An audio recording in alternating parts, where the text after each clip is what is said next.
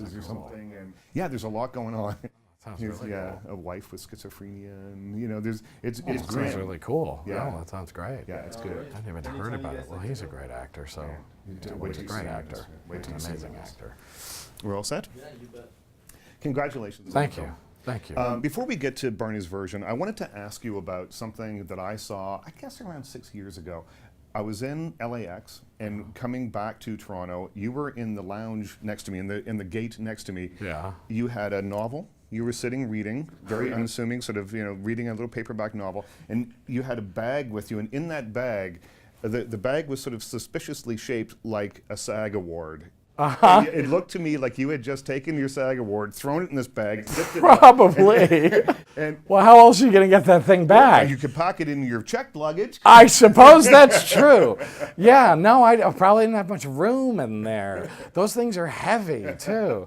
That's interesting. I probably did. Well, see, what the reason I ask you about Yeah. this is because I thought, at that time, I'm seeing something that is emblematic of your attitude towards, sort of fame and success and career. Sideways had come out. You were winning awards all over the place, but you're not sitting in the first class lounge upstairs, drinking an espresso, having people bringing you the New York Times. Right, yeah. You're down with everybody else. I mean, do you still...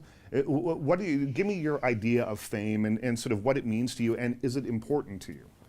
Well, I mean, you can't avoid when you're exposed as much as you are in movies. It's an inevitable side effect of it, I guess.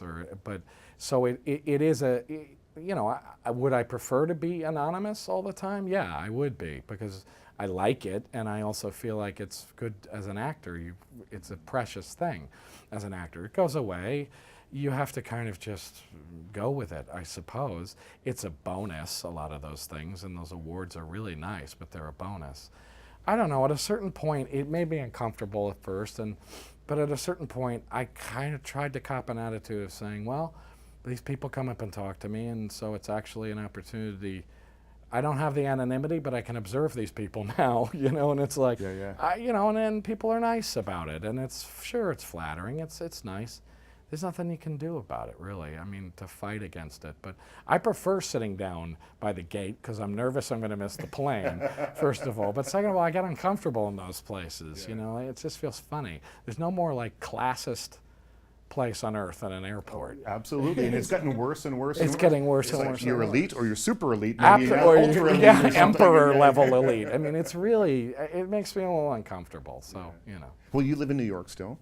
Yeah. Right, and Amy Smart recently described New York as the best acting school there is. Because you get to observe every form of human existence in a 2-block walk. Absolutely. Do you find that still? Yes, I do still find it. At one time in sort of the 80s and earlier than that, but I was kind of too young.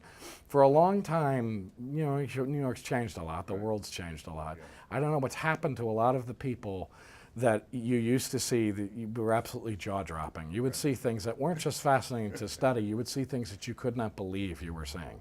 I mean, people in a condition that you couldn't believe you were seeing, people behaving in ways you couldn't believe. That doesn't quite happen quite as much in New York anymore. It's a little bit less insane than it used to be. But still, that's absolutely true. It's a really good way to put it.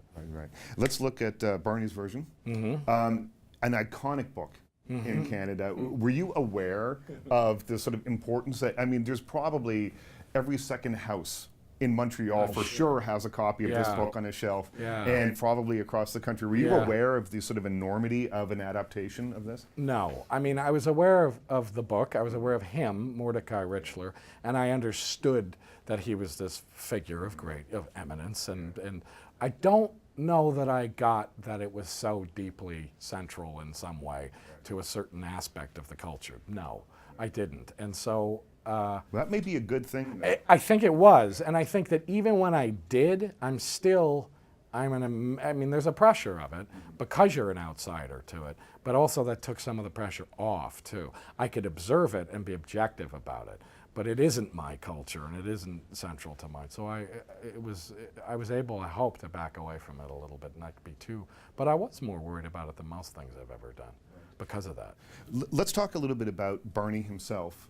He's a guy who kind of lives on extremes, I think. And I think as an actor, the challenge has to be to keep him compelling, to be true to the character, this guy who lives in extremes. But the audience has to be on side with him on some level. Yeah. Otherwise, why would you want to watch him for 2+ No, hours? totally. Yeah. Tell me the challenge of finding a balance of all those kind of elements. Well, you know, in the book, it's this constant first-person narration by this very bitter and difficult old man. So he's relentless in the book, which becomes funny about it. The extremity of that relentless voice that goes on.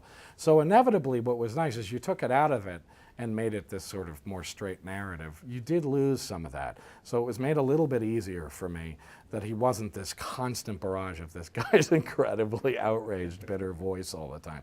And so you had that, first of all, which happened. And then, you know, the thing was really well written, and that's rare, and all you have to do is follow the steps of it to some extent. So I knew how he was supposed to be unpleasant and difficult, but they layered in enough of that stuff. They really put all that stuff in there. I wasn't consciously thinking, oh, I have to be more sympathetic now. It just was in the whole. Part of the great thing of seeing 30 years of this person's life, you see these cuts from me young to old.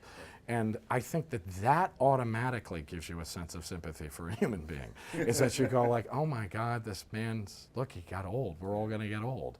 And so that the stretch of time element of it automatically gives you some sympathy for somebody. You're watching somebody get old and die, basically. And I don't want to give anything away, but there's a scene at the very end of the film, or 10 minutes before the end of the film, you and Rosamund Pike, yeah.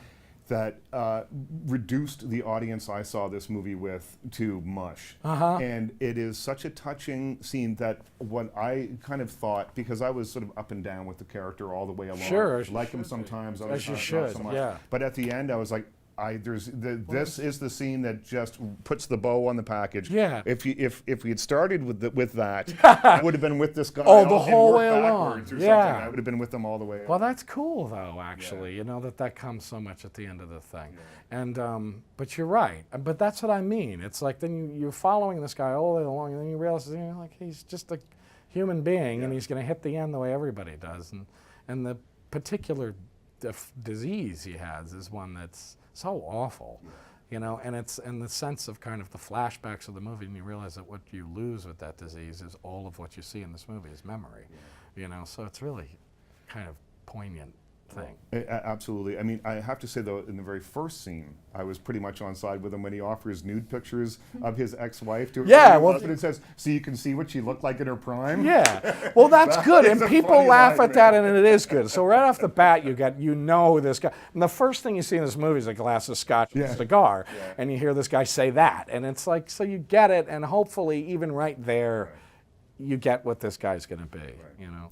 Is Barney's version the kind of film, and this has been coming up a little bit at the film festival, where we have American stars coming in and making what are Canadian films. Right? Zach Braff, Josh Lucas, Kat Dennings, you're in headlining Barney's version. Is Barney's version the kind of film that maybe isn't getting made in the U.S. right now? This sort of character-driven, mid-level, sort of mid-budget film? Yeah, I think there's a lot of truth to that, actually, sure. Yes, I mean, there was definitely, I've done a bunch of things recently that weren't just Canadian. I've done more sort of British films and British-German films and things like that. And I think there may be some real truth to that. Yeah, where the interesting work is. Yeah, and that they want to hire, Americans are more willing to go there because of that work, and they're more willing to hire us because of that work. But it does give you a certain, I mean, with something like this is so, you know, the other movies I've done aren't necessarily rooted in those cultures. This is so Canadian. Oh, absolutely. That it was like, they're hiring an American to do this. I better not screw it up. That's right. You know? Especially if you're starring in scenes opposite Paul Gross dressed in a Mountie. Exactly. Right. No, I know. You have to get that and right. I kept saying to people, this for Canadians is like the biggest thing in the movie is Paul Gross in a Canadian Mountie outfit. I was like, you know, for Canadians, that's fantastic and funny, and so. Well, the Canadian audience, we're out of time. The Canadian audience that I saw it with roared when Denny Arcand came out. That too. That's a great joke that no one else is going to No, get. and he's very funny as a maitre d' too. So, all right. Paul, thank you. Thanks, so much. man. Okay.